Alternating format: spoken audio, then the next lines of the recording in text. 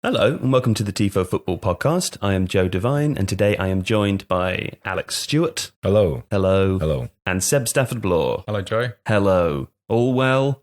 Excellent. Today we are talking again about sensible transfers, and a few weeks ago we asked our listeners to send in suggestions in the form of club and position on the pitch, and Alex was tasked with using statistics and numbers, mind maths, to find players who we could suggest to replace them. Also, today we've brought along Seb to taper it off a little bit, to temper the deep number vibe. To dumb it down. Yeah. And also, partly for my curiosity, I'm curious to see what difference there will be between the two of you. I feel like we should preface this by saying that there is a conversation here. I feel like it's always under the surface between the two of you about how useful analytics are. Because Seb, you're a bit of a you hate them, don't you? I'm a little bit of a Luddite. I think that's a misrepresentation. I find it interesting. I find the way it's presented in sort of social media land a little bit aggressive sometimes, and it's a marvel that you even work for Tifo, isn't it? It is a little bit of an anomaly, yeah. No, I do find it interesting. I think where it's most useful is in creating shortlists. So, for instance, instead of sending scouts as you would have done in the old days around the country to accumulate a list one player by one player, you now have the chance to to do it digitally and then reference that against what you see in real life. I think it's very, very useful. I think sometimes when you say that, though, it sounds a little bit like you're saying it's the difference between using the internet for research and spending time in several libraries. Yeah, I guess it's I guess so. I think.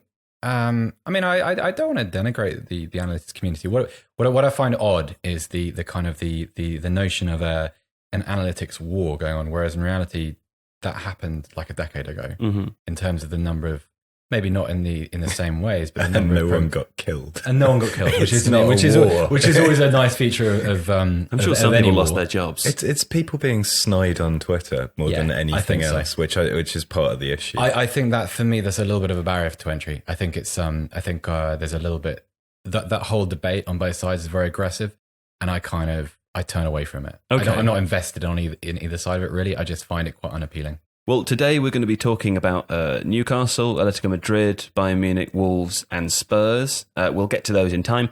First, I thought it might be useful to show the difference between how the two of you have approached today, and it might not be hugely different. Would you just run us through your process for selecting players to fill these roles? Alex, can I start with you?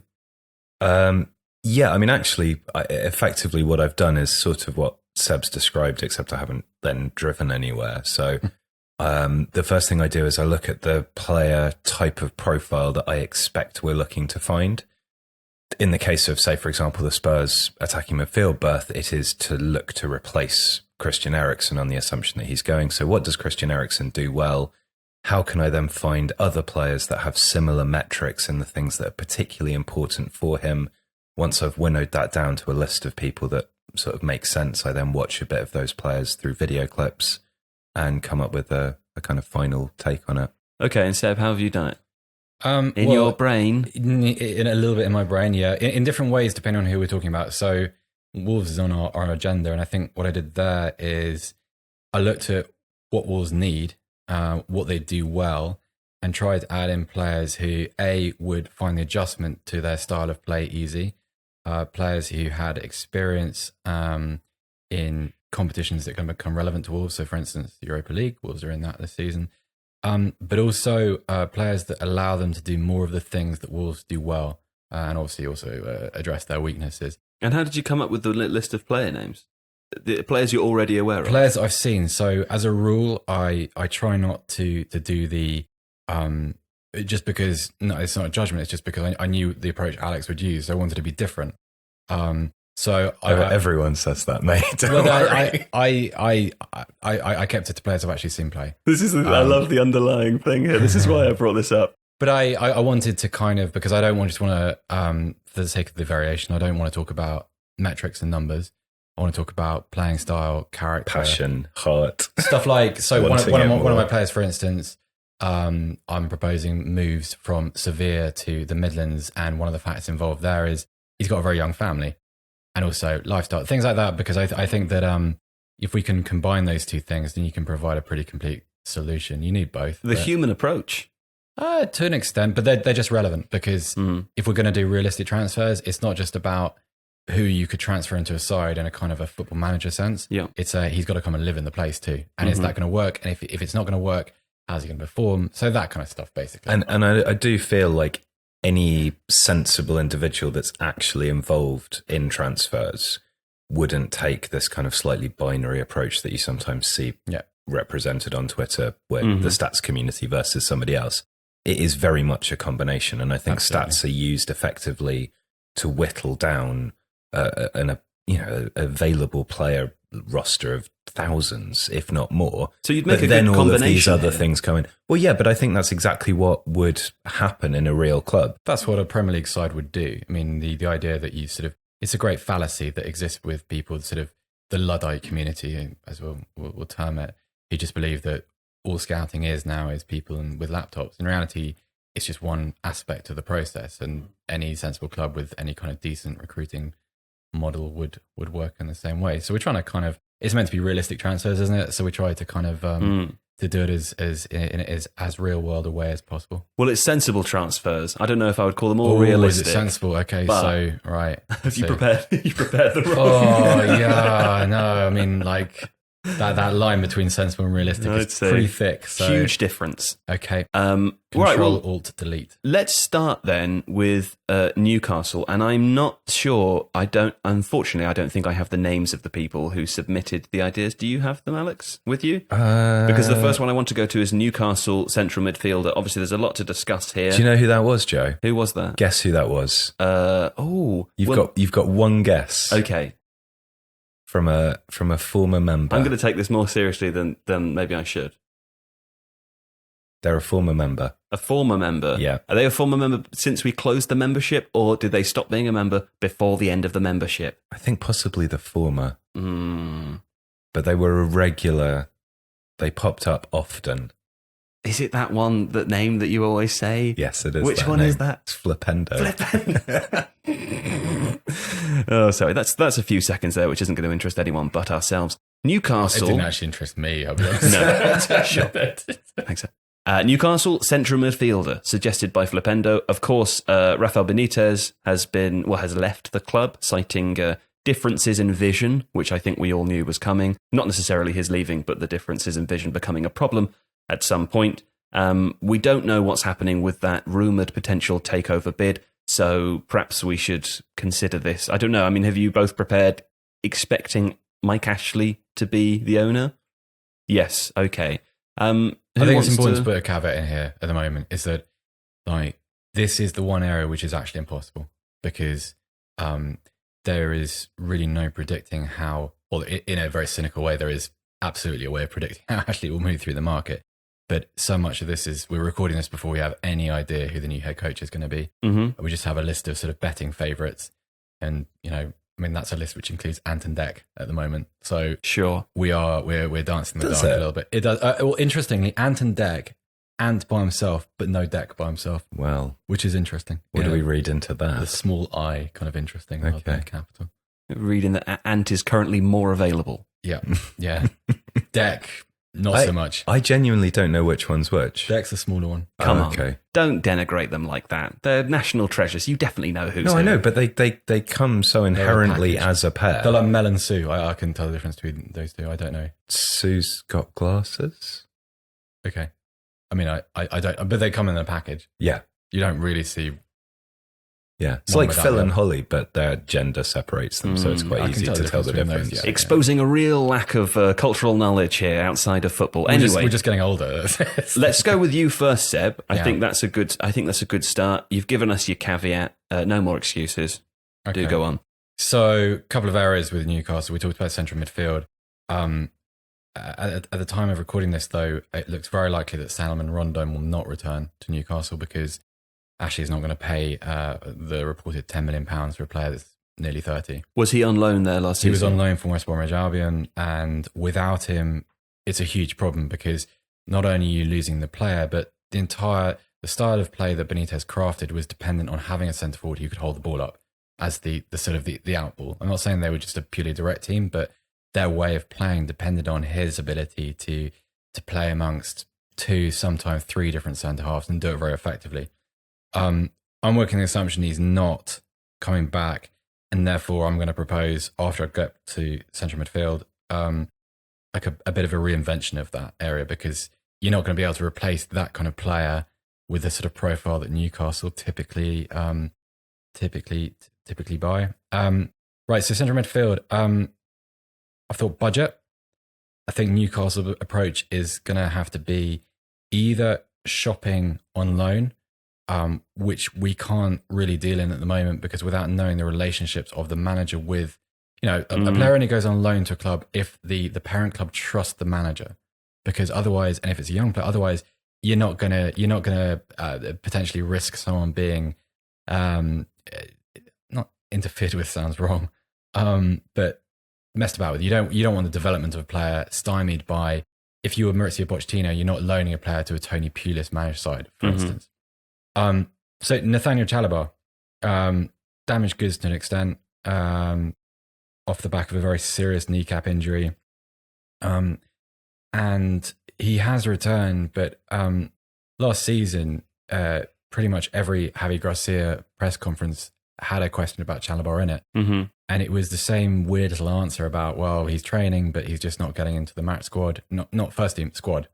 And he has become a very peripheral presence. I have to believe, though, that I think there's still a good player in there. I think there's sort of a two-way midfielder that Newcastle don't really have at the moment. Someone who, as he proved right at the beginning of his time at Watford, if he plays regularly and if you construct a midfield with certain deferences towards his playing style, there's a very good player in there. What do you mean by a two-way midfielder? Someone that can operate in both directions, someone that can play without the ball, but someone that, he's not a great attacking player, but he plays a role in the attacking side of the game. So he will bounce between the penalty areas. I don't think he's a goal-scoring threat, but he's a very useful set-piece target too. And I think Newcastle's survival next season will depend on, some fairly rudimentary facets like set-piece delivery, crossing from wide positions. I don't think that if you're talking about a reinvention of the rest of the side, the expectation cannot be that they become a sort of a free-flowing, flair-heavy Newcastle under Keegan style side, because you just can't create that within the space of a single pre-season. Chalobah would be mine. He comes with a big asterisk about injury, fitness, form, confidence. But Newcastle can't actually be choosy. So their approach really has to be to look at areas where they can exploit inefficiencies in other squads. So they can see a player who perhaps Gracia has not given up on, but other people have moved ahead of. So, for instance, Etienne Campou and Abdoulaye Doucouré, of course, pending Doucouré's potential sale. But Will Hughes is certainly well ahead of Chalobah in the hierarchy there. So I have to believe he'd be available, and I have to believe he'd be available, at least not on loan, on a fairly frugal permanent deal. So I quite like that. Do you want to go to his central midfield or go to my attacking options? Do you have different? Sorry. That's your one choice for central midfield? That's really my one choice, because the thing about Newcastle is you can get interesting and you can throw out some other names, but I don't believe that Newcastle's recruitment model has that kind of foresight. Also, don't believe that when they're operating with players based in other countries, they move particularly well during the through the market. That's not how they work. Well, let's imagine that they did and go to Alex and imagine what that would be like, Alex. Yeah, well, I've picked 2 players from France, one from Ligue 1, who I agree with. How dare you? Sorry. Honestly, Seb. Sorry. So some of the points that Seb's made there, for example, I think likely shopping in the loan market, players who can play in both directions, players who offer a set-piece threat. These are all good points, I think. So a guy called Sanjin Percic, who's currently at Strasbourg. Why did you laugh at that? No, it was a smile of recognition, not a laugh. Okay.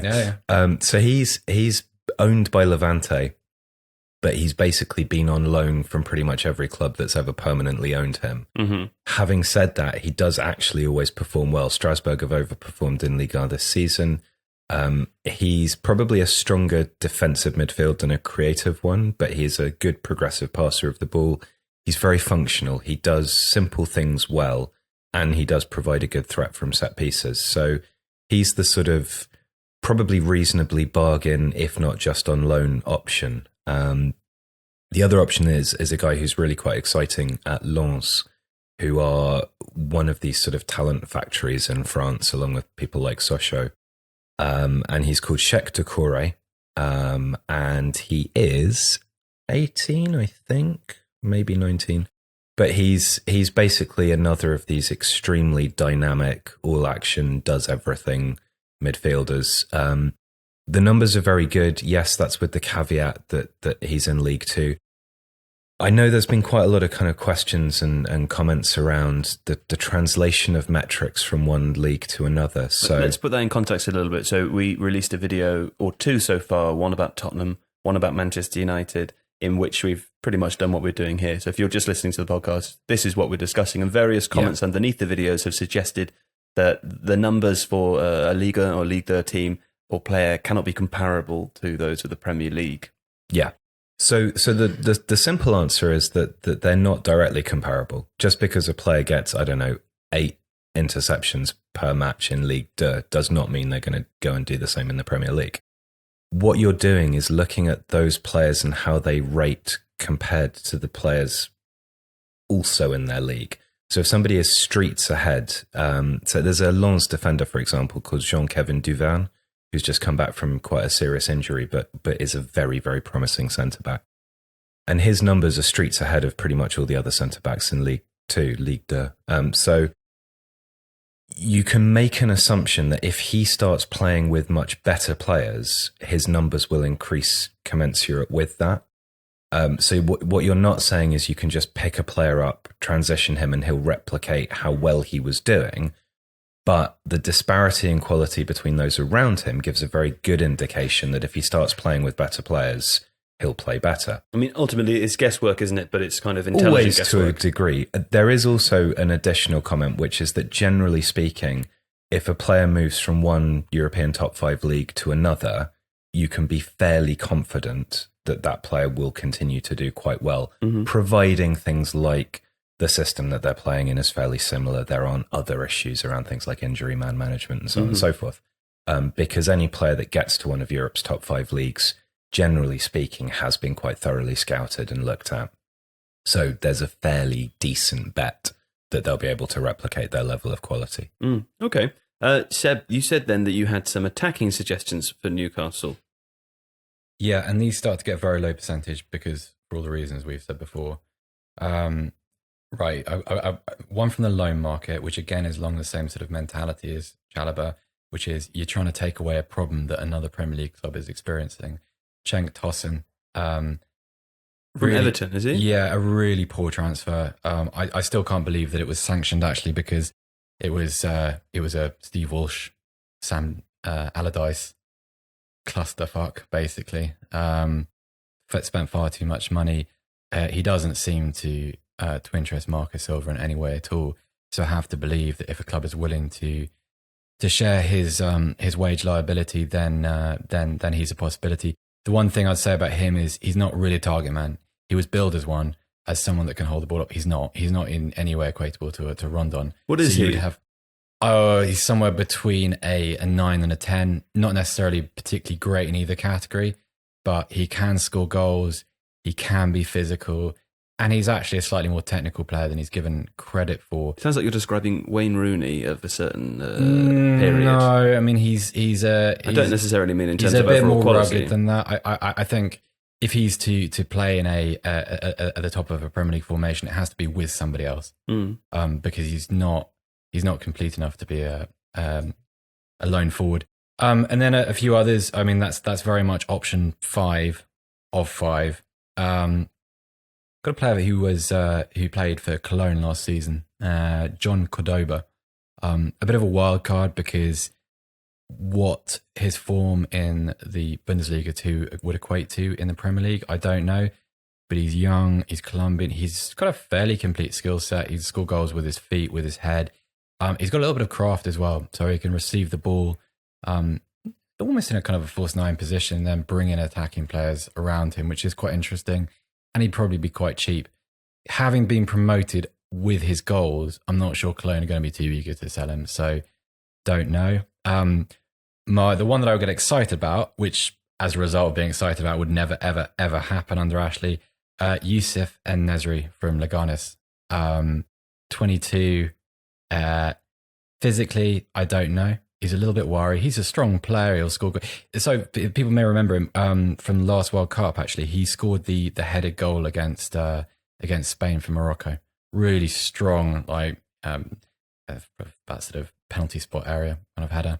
But he's a very, very skillful player as well. And I've picked him really because there's, depending on who coaches him, you can have a very, very fine player. Like if Ashley goes and appoints Mike Walker or Joe Kinnear, then whatever. Like there's no point because someone like that is not going to have the trust of a quintessentially English manager. They're going to go and probably try and sign Andy Carroll on a free transfer. That's what they'll do. Mm-hmm.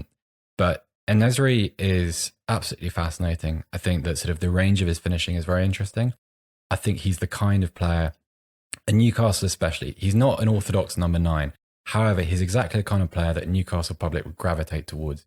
And I think one of the kind of the underlying issues is the apathy, or more than apathy, angry apathy, if you like, that's contradiction in terms, that has met the Benitez decision. You need to do something now which stops people saying, right, well, you know, I want my money back for my season ticket. I'm not buying the replica shirt, because that's what's happening. Newcastle, I mean, we're recording this on a Monday. People want to go onto Twitter and see what the reaction is to Newcastle releasing their newest kit. I mean, it's a disaster.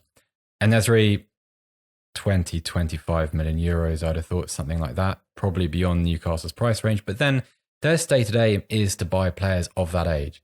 So one of the contradictions of Ashley's Newcastle is we're led to believe the crux of his fallout with Benitez was authority and control, and also Ashley's unwillingness to budge from the idea that players have to be bought at a certain age and have a resale value. But if you look at Newcastle's squad, very few of their players at the moment are under 25. Very few of their players would have any resale value. And actually, some of the young players that they've bought, I mean, Lascelles is an outlier. He's been a very good transfer, would command a significant fee if he was to come on the market. But some of their best transfers recently, someone like Fabien Schär, Florian Lejeune, these are not 18-year-olds. These are not these don't exist within the kind of the assumed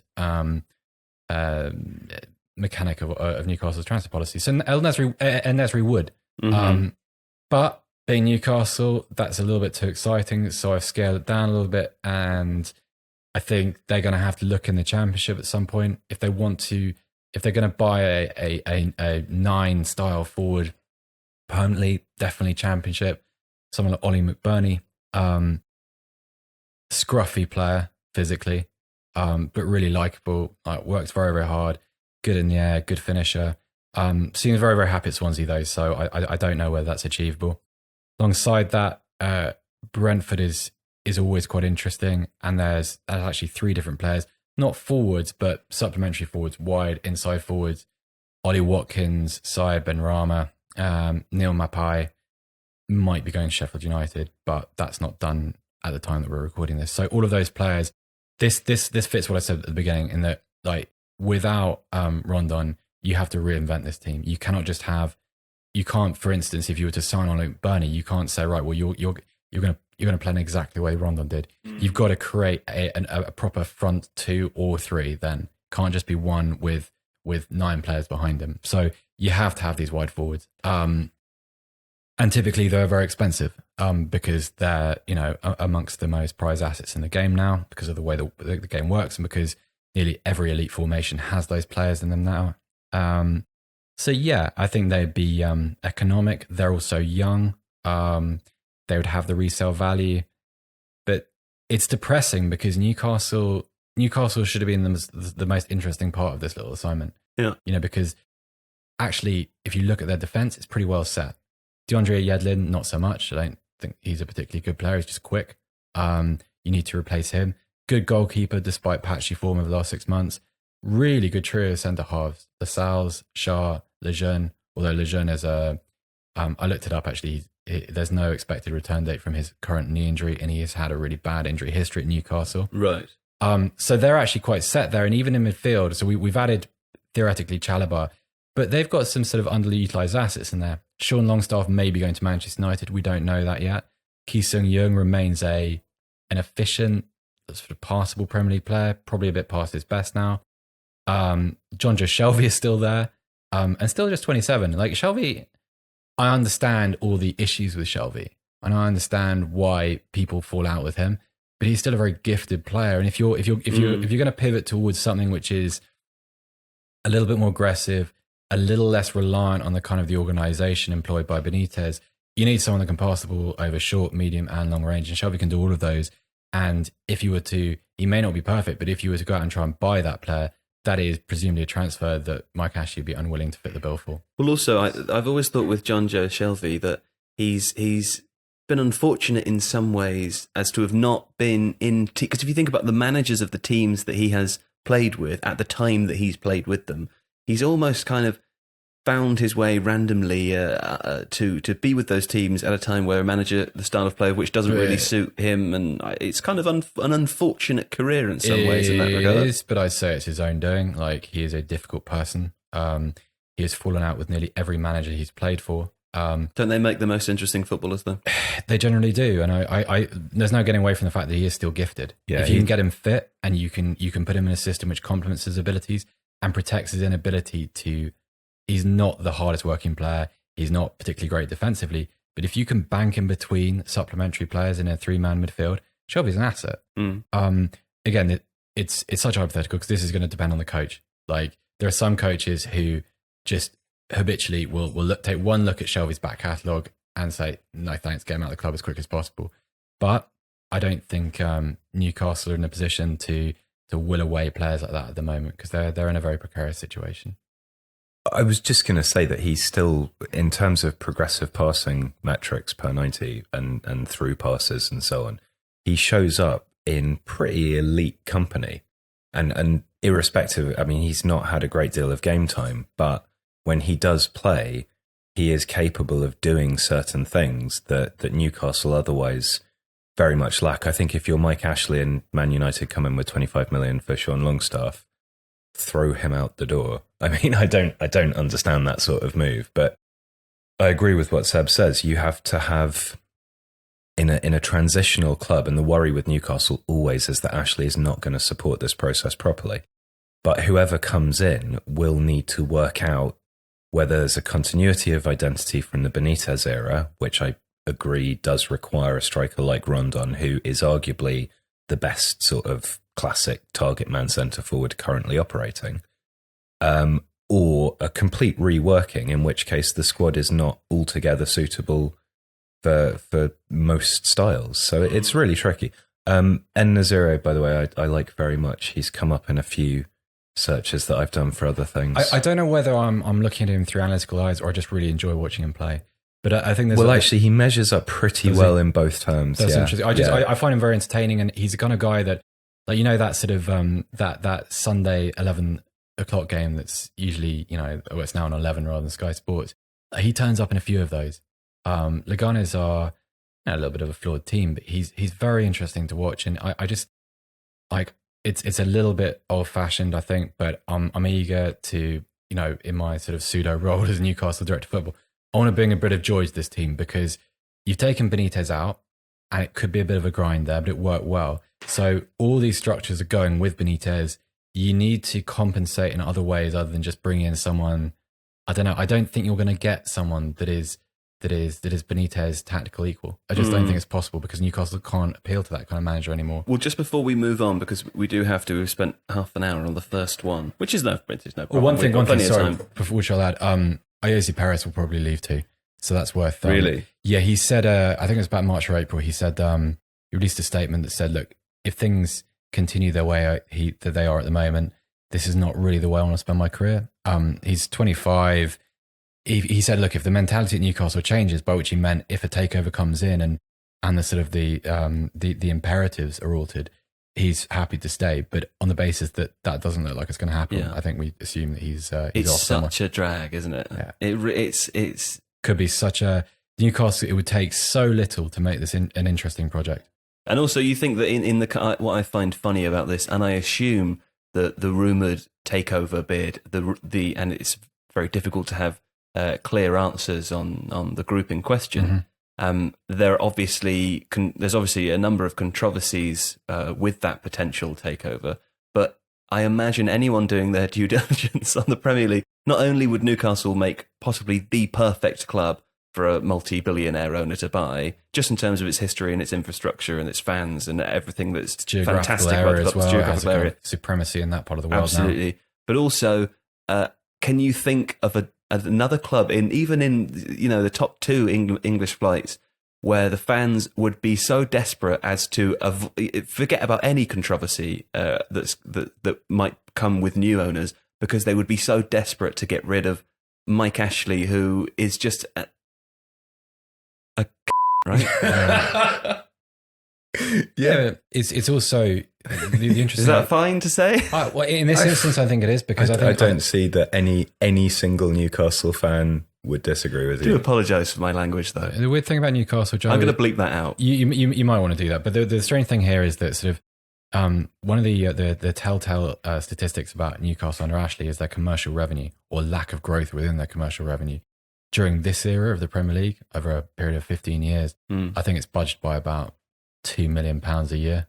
It's up to, I think it's around £28 million a year from 25, 26 when he took over, which is staggering given the kind of the increase in visibility, the weight and the sort of the gravitas of the Premier League. Yeah. You just think if you put a decent football team on the field, if you removed those like the Sports Direct banners which pop up like melanoma each season, if you removed all this stuff and you changed the focus ever so slightly to being a football team rather than just a platform on which to sort of whore crap sports merchandise, Mike Ashley would be better off.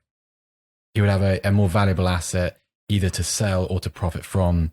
And yet it's just this paranoia about control. And I have no affinity to Newcastle. They're not close to this team I support, so they're not a rival. I just find the whole thing as a football watcher incredibly depressing. But if you've made all your money running a lowest common denominator business, then it's very hard to shake that mentality when you do something else. I just find it hard to believe that someone that's made that amount of money is unable to see the opportunity of making even more in this situation.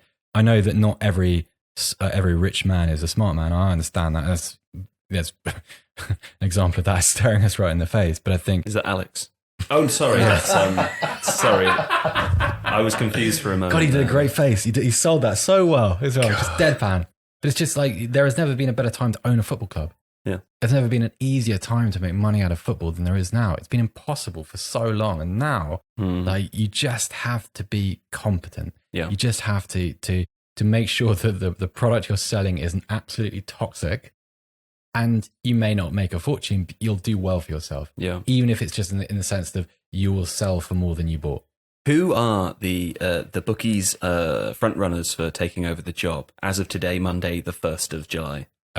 Just out of my curiosity, I haven't looked. As of a couple of hours ago, Gary Monk, Mikel Arteta, Rui Faria used to be Jose Mourinho's assistant.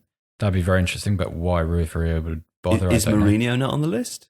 No, he's on the list probably somewhere. But to say no, I have a theory that Mourinho said what he did just to mess with Rafael Benitez, obviously, who has a long-standing rivalry with. Sure. And that was just Mourinho being mischievous. I'm sure he's not going to work with Mike Ashley. I suppose again, this is all kind of reliant on a potential takeover. Right? Let's move on. I would love to spend more time on Newcastle, and perhaps we can in the future. It seems like there's a lot to discuss there, doesn't it? But moving on now to Bayern Munich. Do you know, have you got the name again for the person who asked for this one, Alex? Not necessary if you don't, but it might be nice to read out if you do. It's the joy of having notebooks. So this was someone called Billboard. Billboard? Yeah. Okay. But given as two separate things. Board as in B-O-R-E-D or B-O-A-R-D? No, as if it were Billboard, but separated into two distinct names. Right. Well, Billboard asked for a right wing stroke left wing. Obvious choice is Sane, you've written, but others? Did you write that? Was I supposed to read that? I'm just reading the email you sent me. I can't don't know what's happening. I can't see your screen, so I don't know. It's an email from you. You said, when did I send the email? You sent it on the 28th of June at 16:48. Was this the one that was to him as well? Me in, and it went to Seb, and you said, Bayern, RW/LW dash. Yeah. Obvious choice is Sane, comma. Are there others, comma? Why doesn't Sane seem settled at City if that's so, question mark? So I don't know if that was your... That's just notes for Seb, really. Well, let's start with Seb then. Yeah, actually, let's not. You've talked a lot. Let's go to Alex. I've done a lot of talking, yeah.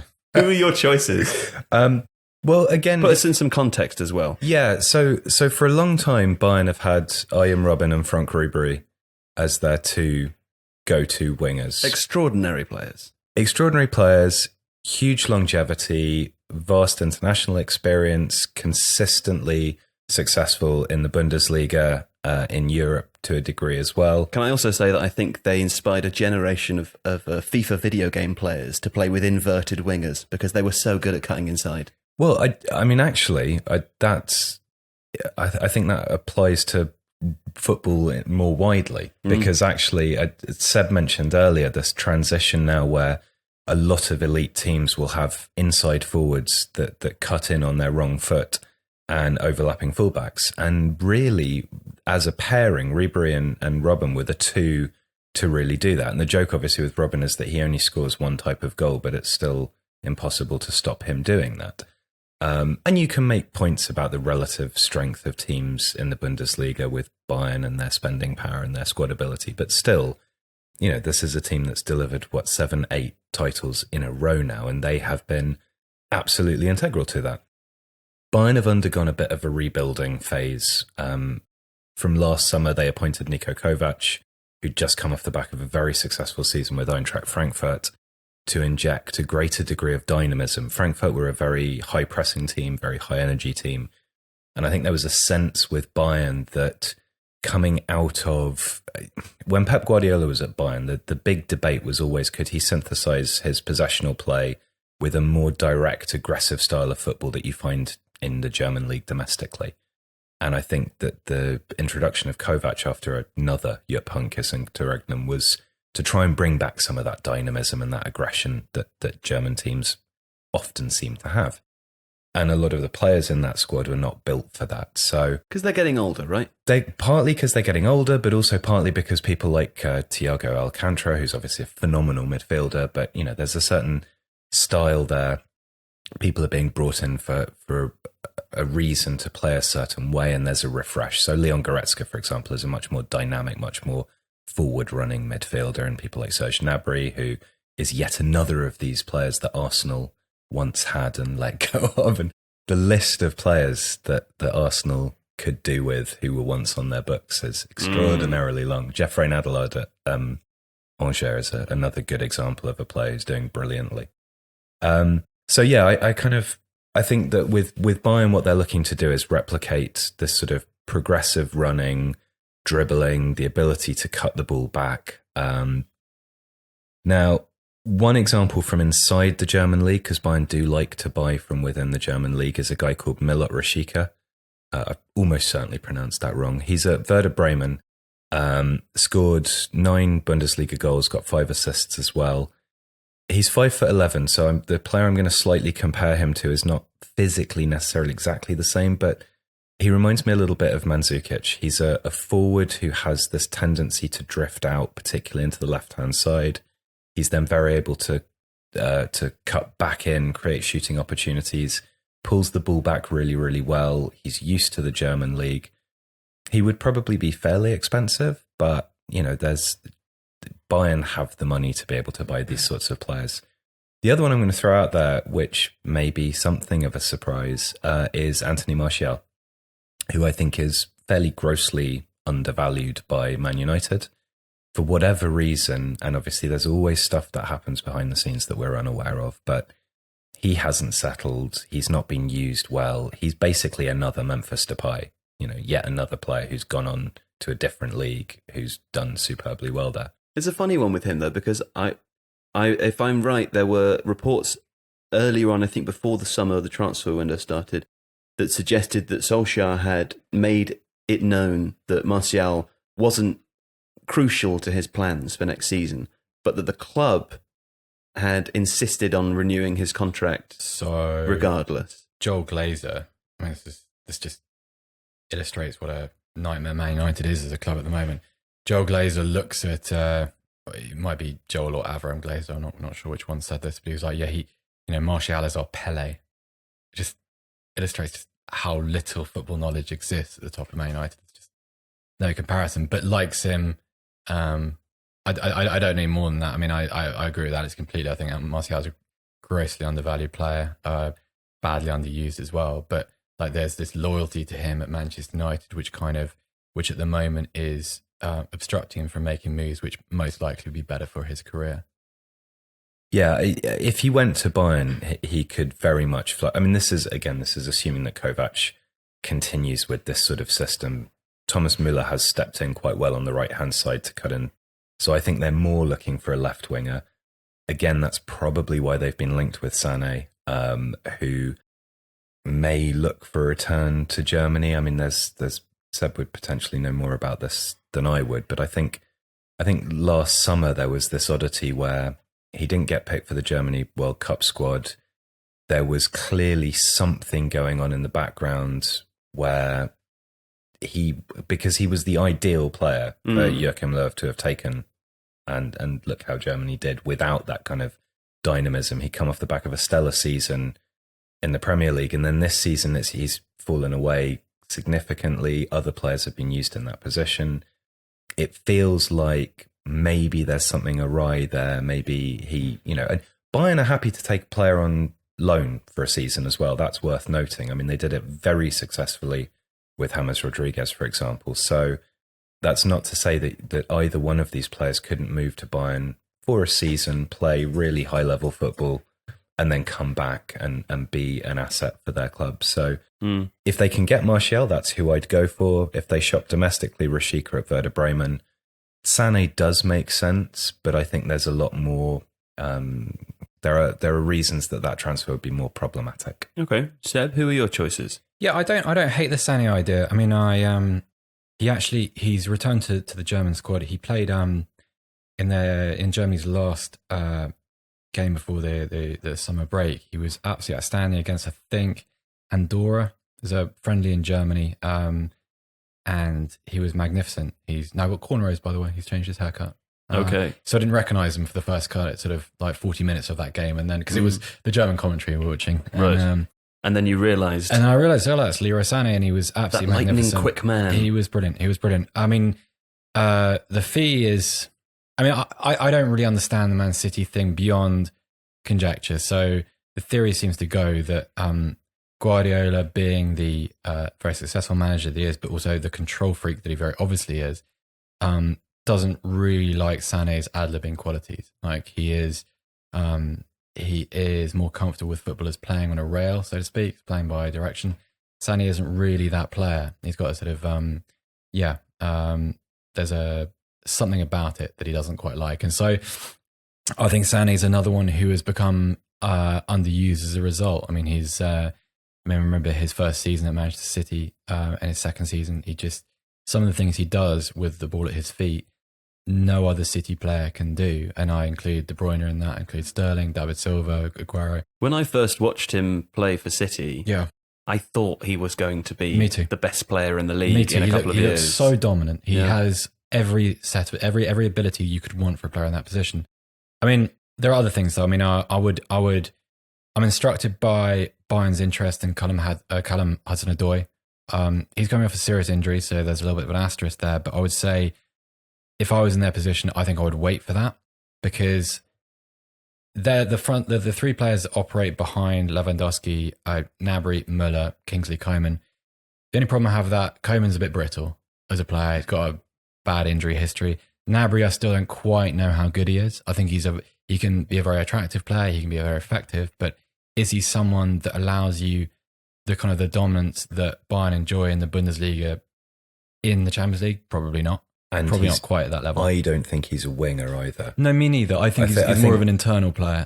Coman is really, really good. Statistically shows up well, and we work on the Bundesliga, so I've seen quite a lot of him. Yeah. But he's not the sort of player that you pin I think 25, Koeman's a 30 game games changer. on. I think Koeman is your. I can't think of when fit. Can't think of a better substitute, an attacking substitute in European football. I think he has that kind of those sort of fracturing abilities with the ball. I'm interested by the situation at Real Madrid because actually in the current market there aren't many players who would not only satisfy Bayern's sort of the technical requirement, but also their profile in German football. They like a player that is a headline grabber, and there aren't many who are available. I mean, I've heard them being connected with Gareth Bale. I think that would be a nonsense. Like Bale, as a top level performer, I think is finished, or at least in steady decline. I mean, I'd be interested in someone, again, not a winger, more of an internal player, someone like Marco Asensio. Quite like him as a short, maybe 1-2 season fix.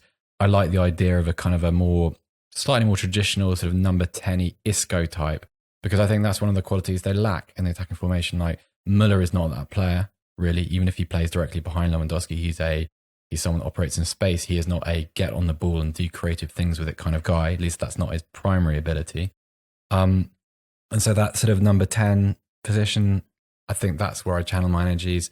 And then I look at Hudson-Odoi in the summer because I don't think, it depends on what Chelsea are this time next year, but a season under Frank Lampard where they potentially finish 6th, really, I mean, if someone comes in, if Bayern Munich offer big money for a player like that, I think that's his best option. I certainly, as an England fan, I'd like to see him take that option. And I think he's a super player. And I think like you got to look at this in more than just a one season way. It's what are we doing for the next half a decade? And I think I want to hitch my wagons to someone like Hudson-Odoi because I think his potential is astronomical. Like as a footballer, he's terrifyingly good already. So I think that's where I look. Yeah. I mean, again, it's worth pointing out that with teams as diverse as Bayern and Newcastle, you can never underestimate the possibility that Niko Kovac could have a slow start to the league again and be sacked by September, October, and that we kind of base these assumptions on a replication of a particular tactical system. Bayern have been fairly wedded to a 4-2-3-1 with variations for quite a long time. So it's safe to assume that that's the sort of thing that they'll look to do. And kind of house style at this point, I think. Yeah, but then partly that house style is dependent on the fact that you had two exceptional players for that system. And one of the things that you could argue with Bayern is that they are under a new manager, and with those two players likely leaving or retiring or what have you. Now's the time. Now's the time to reinvent. So maybe they will do that. Maybe they'll actually look at who's available in terms of really good players all round and think about a rejig. And, they had a successful loan relationship with Real Madrid on the James Rodriguez thing. So again, a deal for someone like Isco or Asensio probably is the sort of thing that is plausible given the relationship that exists between those clubs. Okay, we must move on now. We've got 10 minutes left to do the other three. So we might be losing. Well, we don't worry about the one that we covered. Madrid. Yeah. So we mentioned Atletico Madrid. We did a whole podcast last week about La Liga in which we talk about Godin. So if you didn't listen to that and were keen to hear about Atletico Madrid, I'd go back to last week's one. We might lose them at the end. So next, let's go to Spurs and the attacking midfield role. And Alex, again, would you be able to tell me who asked for that? I can tell you who asked. I can tell listeners as well that you wrote in the email, is this even necessary if Eriksen stays? What's up with Dele Alli? Yeah. Tim. Yeah. Hey, I know Tim. Yeah. Probably not the same one. Thanks, Tim. I mean, I feel like because Seb's a Spurs fan, what I'm going to do is just give my 3 very quick options. I like that. And then sit back and chill. Okay. So actually the first one is James Rodriguez, who I find the lack of him being linked with clubs mystifying. There must be something happening. I don't know. He can play as a 10. He can play as an inside forward. He can play as an 8. We liked him as an 8. I really liked him as an 8. And when he was kind of linking, this is more the season before last, but when he was kind of really linking play from a deeper position, he was exceptional.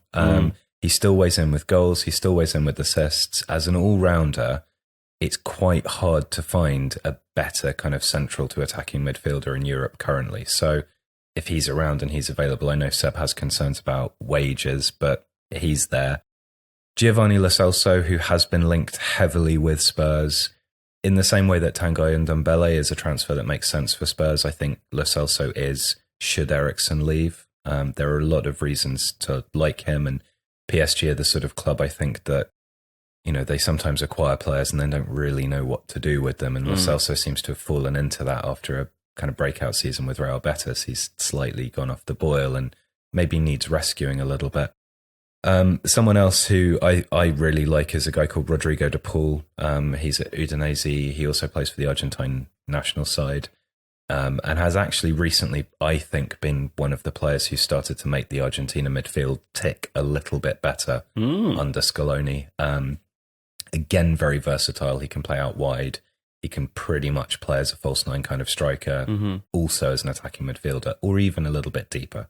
Okay. So these are all players who have a degree of versatility. And the reason I think that's important for Spurs is that I still feel like there are enough players of different profiles in that Spurs squad in midfield, even if they do get Ndombele, for it not to be entirely clear how they're going to line up. And I think one of the things that is good about Spurs is also a weakness, which is that they have these kind of portmanteau players who can occupy maybe 2 or 3 positions equally effectively. So I think getting players with that degree of versatility is important. I'm also confused by the Dele Alli thing. Which bit of it? Well, it feels like everyone thinks he's gone off the boil, and yet I don't really necessarily agree with that. I feel like he's been shuffled throughout the formation to the extent where, like, he's had to develop additional skills, additional types of contribution, and sort of, because it hasn't been typical of what Ali's done for Tottenham up until this point. You know, there are no goals. He isn't benefiting from chance creation as much as he was. Yeah. Then it becomes a what's wrong with Ali's situation. I think as a general rule, like, on the basis that Harry Kane is fit, the closer Ali is to Kane in the Tottenham formation, the better he tends to play, or the more obviously better he tends to play. And I think the better Tottenham play. I agree. I think they're more of a threat. I think Ali is a very unpredictable player in the penalty box. He moves really well. As a sort of a more central midfielder, I'm unconvinced. Like, he takes risks with the ball, which is a bit of a problem sometimes. If he's, you know, he certainly has a self-indulgent mode, which can be a bit problematic. I have one of those. You and it continues to be problematic. Yeah. My mother says so. Okay. The Eriksen situation, I mean, this is my opinion. I think it's an opportunity to reinvent the midfield. I think the problem with Eriksen is that he is a very, very, very good player, but he's not an excellent one. He is also prone to long periods of indifferent form, which would make, if it happens, make his life at Real Madrid an absolute hell. I hope he doesn't put himself through that. You know, I want him to be more of a grab it by the neck and make it happen player for the team. Yeah, the thing and you see it sometimes, but not enough, right? Rarely. Like, he's not an aggressive footballer. Also, the thing worth bearing in mind with him is he's very much become a component player. Like, when he arrived at Tottenham, he was, when he joined from Ajax, he was still very much a kind of almost a luxury item, classic number 10, you know, pick passes, long shots, free kicks, that kind of guy. He was reinvented under Pochettino, and he's being carved into a component. So his role is to do those things, but he has become, and while he still has very impressive numbers, goal scoring, assists, that kind of thing, like, he's more grease in the mechanism now. So his game depends on things which, like, everything Tottenham, it's almost contradiction. Everything Tottenham do well tends to go through him, but he can only really play as well as the rest of the Tottenham players around him. For instance, one of Tottenham's great failings at the moment is their fullbacks, especially on the right side of the pitch. Kieran Trippier is off. Serge Aurier is just... I can't believe that a player that has risen that high in the game has never learned how to tackle.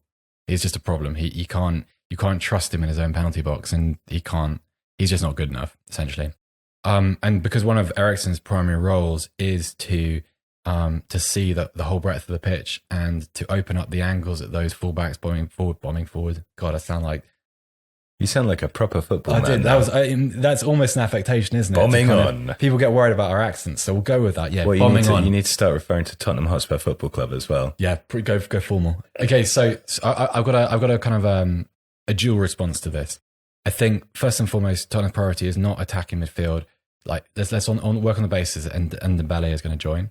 So that solves a problem. It frees up a Harry Winks to be a slightly more forward-thinking player. Sissoko is still there. Ali is still there. You've also got Oliver Skip coming through, which is another interesting detail. The primary focus is right side fullback, and I'm looking at Youssef Attal from Nice. Good luck. Because it's going to be expensive. It's not going to happen. It's not going to happen, but at the same time, like the profile is exactly right. Like he is not the athlete that a Kyle Walker is, but technically good, willing to go outside with the ball and inside, can actually defend to a far higher standard than someone like Trippier. Not the best crosser, but I don't see that as much of a problem. I see sort of like fullbacks as tent pegs. You don't actually need them to be productive with the ball in attacking areas, but you need them to be in the right positions. That's more important, especially with a side like Tottenham, who are so internal. And the central midfielder that I liked until last night was Fabian Ruiz. He scored a brilliant goal in the under-21s final, so that's just going to look like I watched that, saw his goal and gone, yeah. So I think it's reaffirming that proper football man thing, it is, isn't it? It is, and it's going to sound ridiculous. But what I like about him is, his creative abilities, of course, but also a quite a good defensive player, quite rugged in his own way. He's a big guy, but he can tackle, which Eriksen, if you watch him close enough, you realise for all the pressing he does, and I know the yards he runs every game earns him headlines. Players go past him with the ball an awful lot. If you maybe that's why he does so much running. Maybe, but he's very resistant to making a challenge, and that's a bit of a problem. Like pressing is yes positional, but you also got to do something. You got to be a little bit more, not just a threat. A little bit more Eric Lamela when you get in the position to for all of Lamela's deficiencies. You've got to actually try and win the ball and turn it over, because that is the aim of a high press, is to turn the ball over. From watching a lot of football recently, though, and looking particularly at players in midfield areas, because they seem to get requested a lot, it strikes me how little actual tackling happens in football now. Yeah. So much is done through pressing, passing lanes, and then stepping out and intercepting. That I have actually, to say, it's kind of a lost art. Can I interject and say that, again, I'm going to bring you a story from the video game world of FIFA. Yeah. When I play the game of FIFA, I just stand in between people and I block the passing lane. Yeah. And at some point, I know they're going to make a mistake. And it's much safer to do that, because if you try and tackle them and they go past you, you're out of it. And if you don't mind being without the ball for 5 minutes, at some point they're going to cock up and you'll get it back. Okay, let's reframe this then. I think what you're looking for in that position, take the tackling off the board. You need a bit more aggression. Mm-hmm. I'm not saying that. I'm not saying that tackling is bad. What I'm saying is you haven't got full Guardiola. I just find it interesting that actually it seems to be something where if players are capable of winning the ball back in challenges rather than stepping forwards into the sort of slightly half-assed thing that might be referred to as a duel, or just stepping out and intercepting, then I think that's a real quality to have. And it's rare, and Eriksen certainly doesn't have it at the moment. So I would let's work on the basis that Lo Celso is of interest. But I would split that money a little bit. I would look at two players who can play multiple positions, but also have one of them has a very Eriksen style skill set, is Michael Cuisance from Gladbach. Really young still, underdeveloped, not getting the right amount of game time, but one of the best left foots I've seen in a really long time. Eriksen's one of his great qualities is not his shooting, not his crossing, it's his ability to pass through the lines. He's got a really good mix of short and middle and long range passing. Cuisance has that. He is not anything like at the same level as Eriksen, but Pochettino's way forward is not to try and buy a Lo Celso who is very good but probably not of interest to the absolute top of the game. Man City not going to sign him. So if you're playing that game, you're always at a disadvantage. I'd rather see Spurs invest in an untapped player, essentially. Mm-hmm. So Cuisance fits that. Also, player that really caught the eye during the under-21 tournament was Luka Waldschmidt. Not because of necessarily everything he does on the ball, wonderful left foot that he has, goal scorer. He plays such a wide range of positions and he occupies so many different areas of the pitch that I think one of Tottenham's problems is, where is the backup to Harry Kane? Llorente is going to be released probably today or tomorrow. It's all fair enough. You're not going to convince a proper forward, a Kane clone to join. So you have to look at a player that can play that sort of centre forward position as well as others. And Val Schmidt is young enough to settle for a backup role, but also probably good enough, perhaps, to occupy one of those sort of wide forward areas as well. And just interesting. I'd love to see what someone like Pochettino could do with a player like that. He's at Freiburg, so I don't know about fees or anything, but that would be that would be interesting. I think that's a better way to go than sort of the kind of the Bruno Fernandes. Let's just get another very, very good player isn't quite excellent and pay a lot of money for him. I don't like that as an approach. I don't think that is what has served Pochettino particularly well. That's not what got him a Dele Alli, not what allowed him to get the most from Kane, from Winks. These are players that get built up gradually into being components, as Eriksen was. Okay, we have only seconds left, so names only for the final one, please. This is a Wolves centre-back. And Alex, can you tell me who asked for this one? Yes. Bears for Days. Bears for Days. Wonderful name. Wonderful name. Thank you. Who are your names, Alex? Okay, so I've gone for two, and I also have a quick observation. Thomas Basila, who is a French under-20 international at Nantes, can play right-sided centre-back or right-back, 6'2", quick, decent progressive passer, looks like a real prospect. Again, Nantes, one of these factories of talent.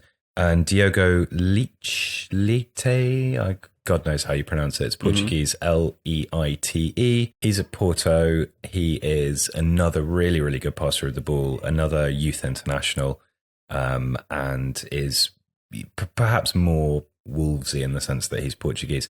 Also, when I was looking at young centre-backs, do you know a guy called Japhet Tanganga, who's a Spurs under-23 defender? I know the name. I don't know the He player. looks like he could be all right, actually. Okay. So I just thought I'd check that out there. Okay. What are your names? My name, so I've gone 3 different categories. I've gone for the established big budget one. I think Nathan Ake would be superb at Wolves, play in the centre of those 3 centre-halves. Mm-hmm. Good footballer, can also play defensive midfield, so he has those abilities. I think the focus is the right centre-back, right wing-back area.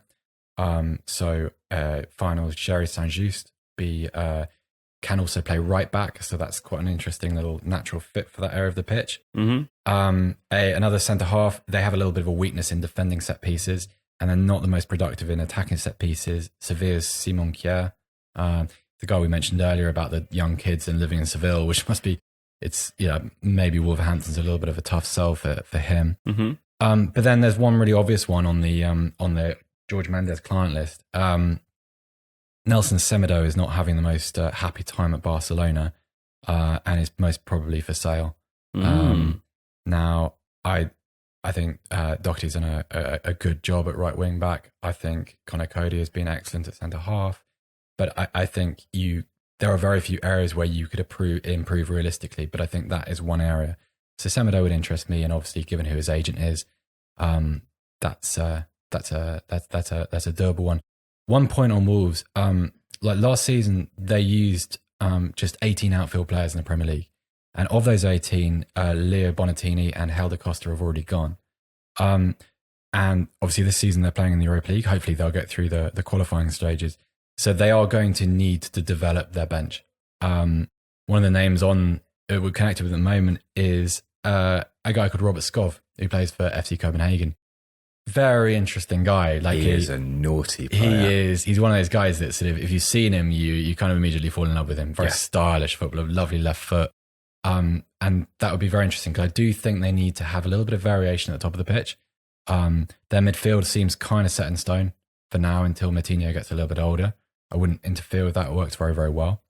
But if you can bring in someone like that, someone who has a few more, like I think Diogo Jota is terrific. He developed so quickly last season. He is deservedly a first team player now. But I think if you could add a Skov, you could add a little bit more craft. That's quite interesting. I think so. I think Wolves have a bit of a filling out summer on top of those centre back issues. I think Skov's got a really high ceiling, and Yeah. in fact, he's probably going to feature in my who Arsenal should buy video for the right wing berth, because I think he's just got that. There's an arrogance to the way he plays, which is really attractive. There's another Danish lad actually called Andreas Skov Olsen, who's also really, really good. So they've got some very exciting young players coming through. The one thing about Skov, the one inhibiting factor here is going to be that the Danish national team manager, whose name I can't remember, has advised him not to jump too quickly out of Danish football. So whether he heeds that advice, I don't know. But whether he goes as high as Arsenal, I don't know. Like, I don't know how much that advice is worth to him. So we'll see. But I would love to see him in the Premier League. I think he's a very, very good player in the making. Fantastic. Okay, well, apologies to those who were hoping to hear thoughts about Atletico Madrid. As I said, listen to last week's episode and we'll probably come back to them again in the future. Thank you very much to Seb Stafford-Bloor. Thank you, Joe. And Alex Stewart. And we will be back with you next week, I imagine, for something similar. Goodbye.